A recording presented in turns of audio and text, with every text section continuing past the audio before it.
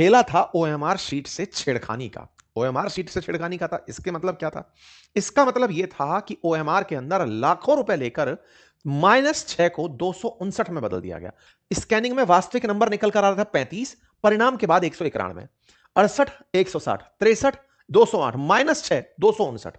मतलब यह हुआ कि स्कैन में अलग नंबर है और वास्तविकता में मेरिट में अलग नंबर है।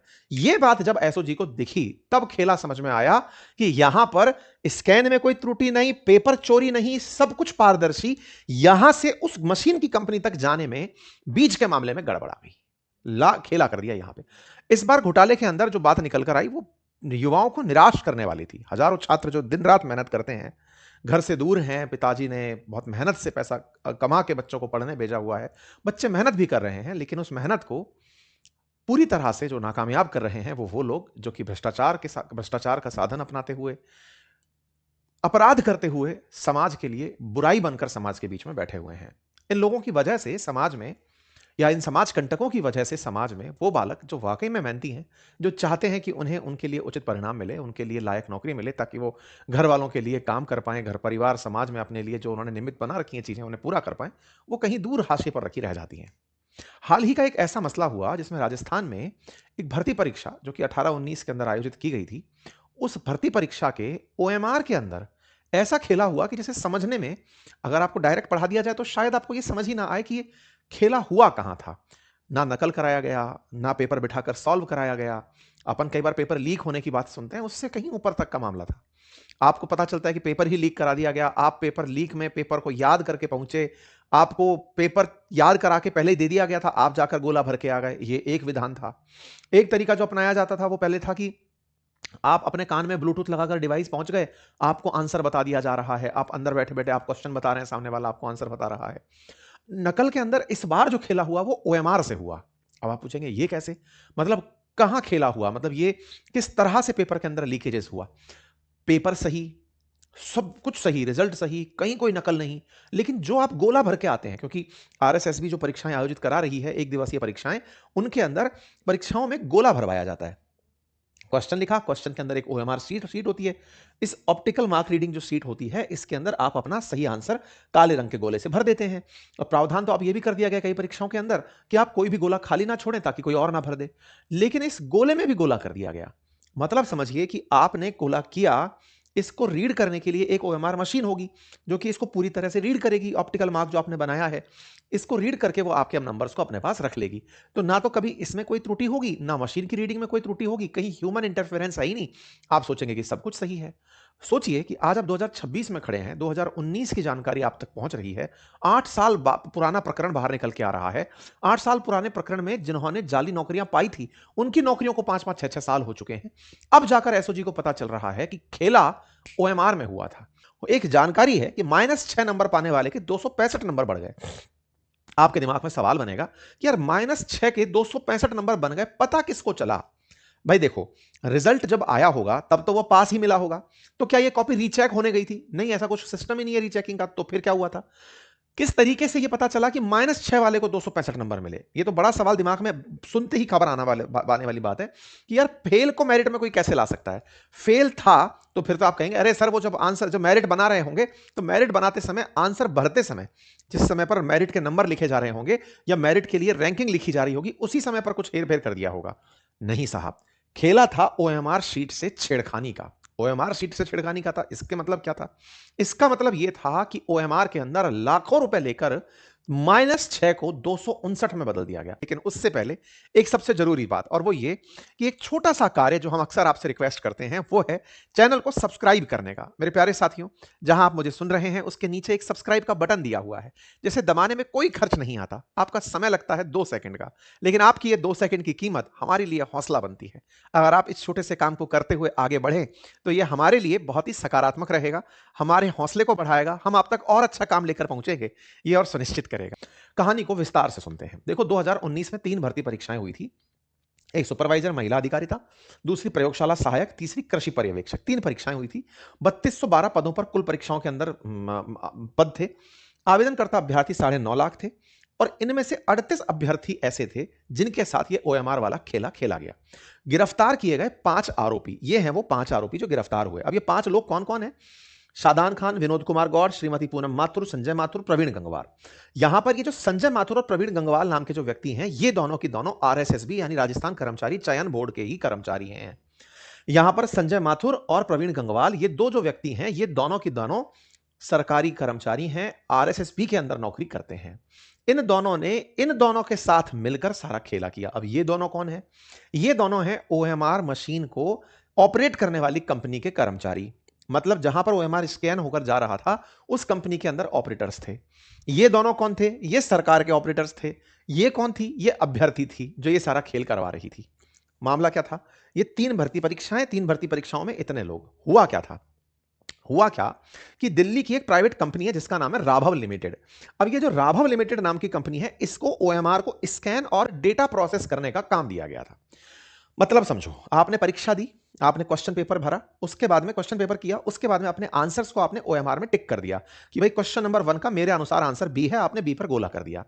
आपको जितने क्वेश्चन आते थे आपने उतने गोले काले कर दिए, नहीं आते थे तो आपने खाली छोड़ दिए। यही तो करोगे। आपके जब ओएमआर कलेक्ट करके आरएसएसबी अपने साथ ले जाता है, कर्मचारी चयन बोर्ड ले जाता है, वहां पर आपके सारे के सारे ओएमआर को स्कैन किया जाता है। स्कैन क्यों किया जाता है? क्योंकि ओएमआर को कोई मिटाकर दूसरा अंक ना भर दे उसमें, इसलिए समझदारी से आपके ओएमआर पर आपके हस्ताक्षर करवाए जाते हैं, पर्यवेक्षक के हस्ताक्षर करवाए जाते हैं, उससे सुरक्षित तरीके से आरएसएसबी अपने साथ ले जाता है। आजकल तो यह प्रावधान भी हुआ है कि आपकी ओएमआर को अगले दिन दिखा भी दिया जाएगा या 1-2 दिन के अंदर कि देखो भाई आप ये ओएमआर भर के आए थे, स्कैन कर लिया जाता है। ये जो स्कैन ओएमआर आई है, अब इसे इस कंपनी को दिया जाता है कि आप एनालाइज करके हमें डेटा दे दो कि किसने सबसे ज्यादा क्वेश्चन सही किए, किसने कम किए, इनकी मेरिट बनाकर सबको दे दो। ये इतना आसान काम है और इतना कम रुपए में होने वाला काम है, लेकिन सरकार करप्शन के तरीके ढूंढती है। आज तमाम प्रकार की जो कोचिंग्स चलती हैं, उन तमाम कोचिंगों ने अपने यहां पर ओएमआर रीडर लगाए हुए हैं। कोचिंग वाले ओएमआर रीडर लगा के चलते हैं ताकि वो बच्चों को ओएमआर का अभ्यास करा सकें, उस अभ्यास से उनके अंक निकाल के उनकी रैंकिंग बता सकें ताकि बच्चों को कोई असुविधा ना हो। सरकार के पास इतना खजाना, इतना ही आय, परीक्षा में बच्चों से ली जाने वाली फीस, उसके बावजूद भी ओएमआर के लिए इन्होंने कंपनी पकड़ी हुई है कि सुनो भाई, तुम हमको बताना, हम तुम्हें अपना इतना प्रीशियस डेटा भेजेंगे, तुम उस डेटा को कंपाइल करना और कंपाइल करके हमें बताना कि मेरिट क्या गई है। मतलब ये वो काम है जो सिंगल क्लिक पे हो सकता है। आरपीएससी में जब ललित के पवार साहब चेयरमैन हुआ करते थे, 21 दिन में तो आरएएस प्री का 2016 वाला हमारे टाइम पर रिजल्ट ही आ गया था। 21 दिन में रिजल्ट, मतलब कि आपकी ओएमआर गई भी हैं, स्कैन भी हुई हैं और क्लिक होकर के रिजल्ट भी निकल आया है। लेकिन आरएसएस भी महान है, इन्होंने खेला ढूंढ रखा था। खेला ये था कि यहां से ये डेटा आगे भेजा जाता था। अब भेजते समय क्या होगा कि आपका जो डेटा स्कैन हुआ है, अब स्कैन डेटा को आपको दूसरी कंपनी को भेजना है। यहीं पर ये संजय माथुर नाम का जो व्यक्ति है, ये अपना दिमाग लगाता है। अब ये कौन है? ये टेक्नीशियन है। इसका काम क्या है? ये डेटा ऑपरेटिंग का काम करता है। ये स्कैन की हुई उस ओएमआर शीट में, जो कि आपने गोले भरी हुई ओएमआर शीट देखी ना, अब ये इसमें क्या करता है, जैसे मान लो ए आंसर करेक्ट है, इसको फोटोशॉप से कॉपी किया गया। फोटोशॉप एक सिंपल टूल है, आप में से भी बहुत सारे लोग जानते होंगे। फोटोशॉप मतलब ऑनलाइन एक टूल आता है, किट मतलब उसको यूज किया आपने, ऑपरेट किया, यहां से इस ए को कॉपी किया। आपने मान लीजिए 4 आंसर में से कोई जगह खाली छोड़ी हुई थी, करेक्ट आंसर पता था उस व्यक्ति को कि करेक्ट आंसर ये है, यहां से ए को लिया, उस जगह पर पेस्ट कर दिया। यानी कि इसने पेंसिल भी नहीं चलाई, इसने तो एबीसीडी को कहीं ना कहीं से फोटोकॉपी किया, यानी कि फोटोशॉप करके काटा और वहां जा जाके चिपका दिया जहां जहां पर खाली था, जहां करेक्ट आंसर थे। मतलब आपने ओएमआर पर काम नहीं किया, आपके लिए भाई साहब ने काम कर दिया। ये करने वाले टेक्नीशियन थे संजय माथुर जी। इन्होंने अपने सहयोगी के साथ मिलकर यह काम किया। मतलब सोचिए, जनता ने जो स्कैन करके कॉपी भेजी है वो रखी है, लेकिन यहां से आगे अब दूसरी कंपनी तक जाने से हमें बीच का जो रास्ता है, यहां पर उस ओएमआर को किसी और ने एडिट मार दिया है। एडिट मारने के बाद में अब यहां से आगे ये एडिट हुआ डेटा इन दोनों के पास गया है। ये उस राघव के अंदर कंपनी में काम करते हैं, उस कंपनी में काम करते हैं, उनके पास जाता है। अब चूंकि डेटा ऑलरेडी परिवर्तित करके आपने भेजा है, तो इन लोगों ने उस नए डेटा को ही प्रोसेस किया, नया रिजल्ट निकाला, रिजल्ट में पास हो गए लोग। अब आपके दिमाग में सवाल आएगा, तो भाई साहब इसमें तो कहीं कोई पकड़ में आने वाली बात ही नहीं थी, कोई पकड़ में आ ही नहीं सकता था। इसमें पकड़ में कैसे आता भाई? आपने एक डेटा सीट स्कैन की थी, सामने वाले को भेजी, उसने जो रिजल्ट निकाला, सामने वाले की तो कोई गड़बड़ी नहीं है इसके अंदर, जिसने स्कैन किया उसकी तो कोई गड़बड़ी नहीं है। गड़बड़ी है, चूंकि यहां पर स्कैन कॉपी के बाद में डेटा चेंज किया गया है, तो डर है कि कहीं सामने वाली कंपनी पहचान ना ले कि यह डेटा स्कैन डेटा है। ऐसे में इन लोगों के बीच एक साठगांठ होती है कि तू मेरी नहीं कहेगा, मैं तेरी नहीं कहूंगा। ये जो राघव करके कंपनी है, इस पर 2018-19 में लखनऊ के गोमती नगर के अंदर एक मुकदमा दर्ज होता है। इसके मतलब कुछ ऐसा मामला निकल कर आता है, इस कंपनी के ऊपर डायरेक्ट मुकदमा नहीं, एक केस दर्ज होता है जिसमें ये कंपनी की संलिप्तता पाई जाती है। वहां पर गोमती नगर थाने लखनऊ में 65 लाख रुपए कहीं से बरामद होकर आते हैं, जिसमें यह पता चलता है कि कुछ तो इस स्कैन करने वाली कंपनी का काला काम है, जिसके बदले इनके पास पैसा आता है। लखनऊ के अंदर जांच एजेंसीज ने तत्कालीन कांग्रेस सरकार में इस आरएसबी को इन्फॉर्म किया कि सर आपके यहां से कुछ कनेक्शन है इस राघव करके कंपनी का, ये कंपनी पैसे लेकर के कुछ बिगाड़ रही है, आप इसकी जांच करवाइए। अब सोचिए इंटरेस्टिंग बात, इस बात की जांच करवाइए कि ये ओएमआर स्कैन वाली कंपनी के पास इतना पैसा राजस्थान से घूमकर आ रहा है, कोई इसको पैसा दे क्यों रहा है? ओएमआर स्कैन करती है तो सब सुनिएगा ध्यान से, आरएसबी इसके लिए बकायदा एक जांच कमेटी बिठाती है और उस जांच कमेटी में ये वापस से संजय कपूर शामिल होता है, संजय माथुर शामिल होता है और जांच कमेटी के अंदर ये तकनीशियन के रूप में शामिल होता है जो ये बताने का काम करता है ये तो संभव ही नहीं है, हमारी तो ये स्कैन कॉपी है छात्रों की, हम तो यही की यही भेजते हैं। कारण इस व्यक्ति ने सारी कॉपियों में ऐसा नहीं किया। 9.5 लाख कॉपियों को आप कैसे चेक करोगे? 9.5 लाख आवेदन अगर हुए हैं, सबकी सब ओएमआर जाएंगी, आप एक एक को थोड़ी पकड़ेंगे। और इन्होंने तो किया क्या, आटे में नमक का काम किया, कैसे ढूंढोगे उसे? इन्होंने 38 कॉपियों में ही खेला किया था, बढ़िया पैसे निकाल लिए, ज्यादा इन्होंने भूख भी नहीं भरी कि साहब ऐसा भी ना हो कि हम पकड़े जाएं। 38 कॉपियों को तो कोई चेक भी नहीं करेगा। लेकिन सोचो, चोर तो कहीं ना कहीं अपनी पहचान छोड़ के जाता है। जब लखनऊ में यह मामला पता चला तो फिर धीरे धीरे ये आरएसएसबी के पास मामला आया। फिर ये मामले की जो फाइल है ना, ये दबी नहीं, ये जांच बैठी रही, यहां से जांच होकर चली गई। कई बार बच्चों ने भी इस बारे में बातें लिखी, सोशल मीडिया पर भी मामला उठा, लेकिन तब तो कुछ हुआ नहीं। लेकिन एसओजी ने पिछले 2 साल में छात्रों से यह कह रखा था कि जिन्हें भी कोई शिकायत है वो हमें शिकायत कर सकते हैं, कॉल सेंटर नंबर दिया हुआ था, आप प्रमाणित करें कि आपको कुछ लगता है गड़बड़ है। तो भाई यार, आपको भी पता है ना कि इस आदमी ने एक अक्षर नहीं पढ़ा और ये टॉपर कैसे बन गया। तो कुछ ऐसे विद्यार्थी भी तो होंगे जिनको पता होगा कि ये तो कुछ पढ़ाई नहीं किया, उसने उनकी शिकायत करी कि सर मामला संदिग्ध है, आप चेक करिए। फिर छात्र तो खोजी होता है बेचारा, जो पढ़ रहा है वो वहां से भी जानकारी। तो एसओजी के पास एक पुख्ता सबूत का मैसेज इंफॉर्मेशन जा चुका था कि सर गड़बड़ है कहीं। एसओजी ने फिर इस पूरे की पूरे प्रकरण में इन सारी कॉपियों के बनाम कि यार एक काम करो, स्कैन हुई कॉपियां दिखाओ। ये छोटा काम नहीं था। एसओजी की इस मामले में तारीफ होनी चाहिए कि उन्होंने मेहनत की है। किस बात की? कि स्कैन जो हुआ था, फर्स्ट स्कैन जो हुआ था वो दिखाओ, वो देखा, और उसके बाद में जो रिजल्ट निकाला गया उसमें जितने नंबर थे वो दिखाओ। मतलब समझ गए आप?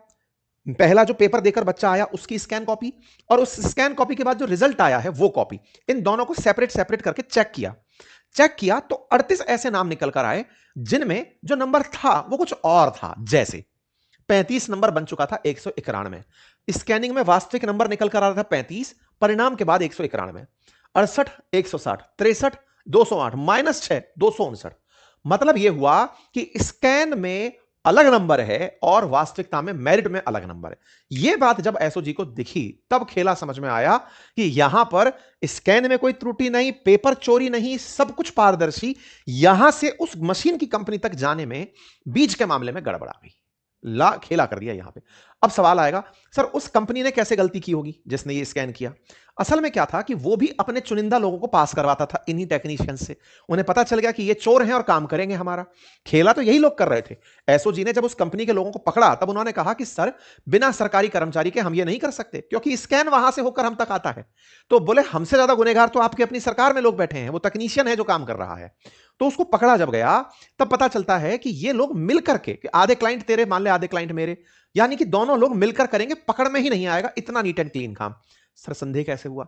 इस कंपनी का जो राघव है इसके बारे में पता चलता है, अभी एडीजी साहब बोल रहे थे कि उस कंपनी के मालिक की पत्नी भी कभी ऐसे ही किसी परीक्षा में पास हुई थी जिस पर आरोप लगा था कि वो इस घपले से पास हुई है। तब से वो परीक्षा जो है ना, वो कंपनी जो है ना, वो संदेह के दायरे में चल रही थी। कंपनी संदेह के दायरे में थी, वहां से यहां तक पहुंचता है मामला और यहां से एसओजी इसका मामला खोल देती है। उम्मीद है कि अब आपको यह समझ में आया हो, क्योंकि जनवरी में इसके लिए 5 गिरफ्तारियां हुई हैं। अभी जो प्रयुक्त परीक्षा में इस तरह से पास हुए हैं उनका नंबर आना बाकी है और वो सब की सब इस प्रक्रिया के अंदर हिस्सा बनेंगे। उम्मीद है कि आपको मैंने फ्रॉड बता दिया कि कहां हुआ, क्योंकि इस पूरे में ओएमआर का घोटाला कहां था यह समझना बड़ा सवाल था। अब चूंकि जिस समय परीक्षा हुई उस समय गहलोत शासन था। गहलोत शासन तो पहले ही पेपर लीक के लिए, परीक्षाओं के अंदर धांधली के लिए बहुत बदनाम रहा। उस समय जो परीक्षाओं के अंदर बात आए दिन पेपर लीक होना और अपनों का चयन होना, ये तमाम मामले रहे। इस बार जब बीजेपी चुनाव जीत के आई थी उस समय भर्ती घोटाला ही बड़ा मुद्दा था बीजेपी के लिए, तो कांग्रेस के खिलाफ।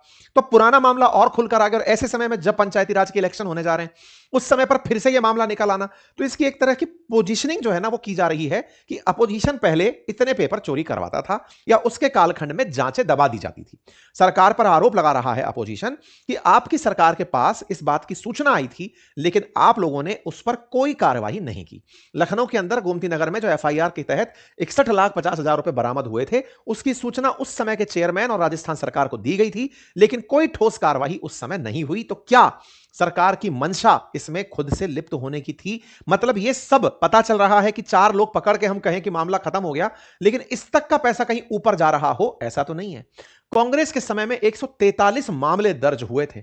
एसओजी ने 428 मामले गिरफ्तार किए, 19 परीक्षाएं हुई, 19 की 19 परीक्षाएं रद्द हुई। ये सारे के सारे मसले चल रहे हैं। एसआई परीक्षा के मामले में भी सेम यही हालत है। 138 लोग अब तक गिरफ्तार हो चुके हैं।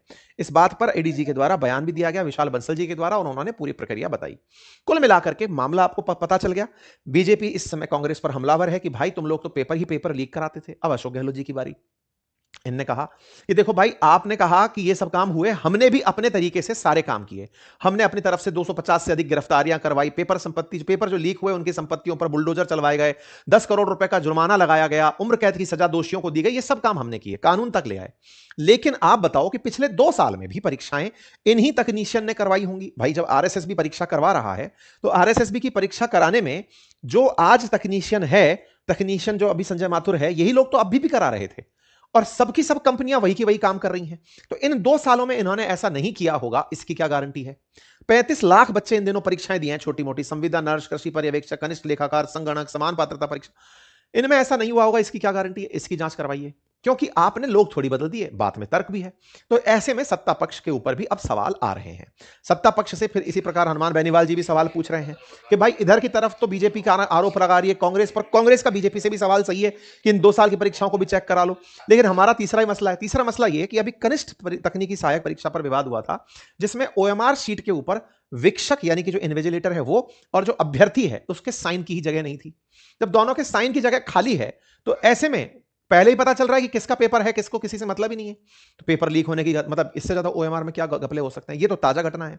तो इस मामले को लेकर फिर से मामला तूल पकड़ रहा है। अब इस समय पर सत्ता पक्ष विपक्ष पर और विपक्ष सत्ता पक्ष पर अपनी बयानबाजियों में बिजी चल रहे हैं। सब लोग अपने अपने तरीके से, उधर सीएम कह रहे हैं गहलोत साहब से कि साहब आपके घर तक बात आ रही है, उधर की तरफ से सत्ता पक्ष वाले विपक्ष पर। कुल मिलाकर के राजस्थान कर्मचारी चयन बोर्ड, जिसके बारे में यह कहा जाता था कि परीक्षा बड़े ही पारदर्शी तरीके से यह आयोजित करा रहा है, उसकी परीक्षाओं में इस तरह से तकनीकी रूप पर घोटाला होने की बात उजागर होना विद्यार्थियों के मनोबल को तोड़ता है। मतलब कुल मिलाकर के तमाम जो छात्र तैयारी कर रहे हैं, और इस समय पर जो यहाँ के चेयरमैन हैं आलोक राज जी, वो तो अति सक्रिय हैं सोशल मीडिया पर। आप कुछ भी बोलिए वो तुरंत उसका रिप्लाई मार देते हैं सोशल मीडिया पर।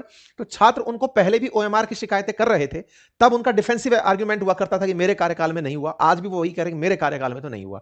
तो आपके कार्यकाल के अंदर भी जब यही लोग काम कर रहे थे, और यदि ऐसे मामले निकल कर आते हैं, तो ये बड़ा सवाल बनेगा। कुल मिलाकर के खैर जांच की बात अगर छात्र उठा रहे हैं तो इनको सीरियसली लिया जाए, शुचिता को सुनिश्चित किया जाए, पारदर्शिता को अपनी चरम तक ले जाया जाए। सबसे बड़ा सवाल यह है कि उस छात्र का सरकार से विश्वास ना टूटे, संस्थाओं से विश्वास ना टूटे, अदरवाइज शासन यानी कि लोकतंत्र को चलने में बहुत दिक्कतें आती हैं। बाकी फिलहाल के लिए इतना ही। आप लोग जो भी इस विषय पर अपनी राय रखते हैं जरूर रखिए कमेंट बॉक्स में। चैनल पर नए हैं तो सब्सक्राइब कर लीजिए। फिलहाल के लिए इतना ही। बहुत बहुत धन्यवाद।